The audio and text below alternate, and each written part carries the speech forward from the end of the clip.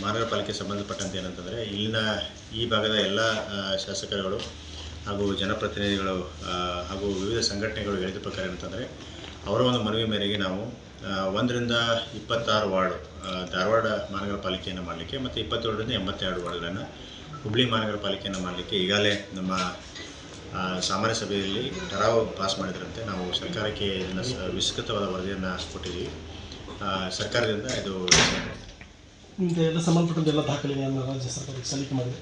ಹೌದು, ನಮ್ಮಲ್ಲಿ ಒಟ್ಟು 82 ವಾರ್ಡ್ಗಳಿದ್ದಾವೆ.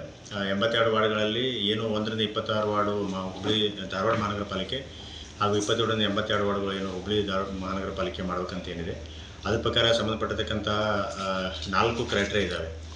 ಅಂತಂದರೆ ಒಟ್ಟು ಜನಸಂಖ್ಯೆ ಏನಂತಂದರೆ ಒಂದು ಮಹಾನಗರ ಪಾಲಿಕೆ ಮಾಡಲಿಕ್ಕೆ ಜನಸಂಖ್ಯೆ ಏನಂತಂದರೆ 3 ಲಕ್ಷಕ್ಕಿಂತ ಅಧಿಕವಾಗಿರ್ಬೇಕಂತಿದೆ. ಆಮೇಲೆ ಎರಡನೇದಾಗಿ ಏನಂತಂದರೆ ಜನಸಾಂದ್ರತೆ 3000 per square kilometre ಇರಬೇಕಂತಿದೆ.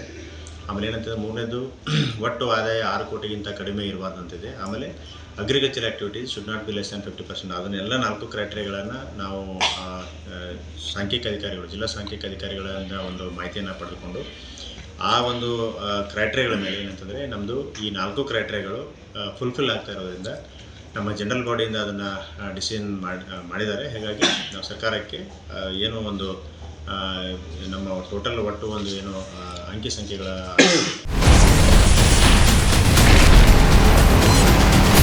Ashwavega English News coming soon. Your channel, your voice, your trust.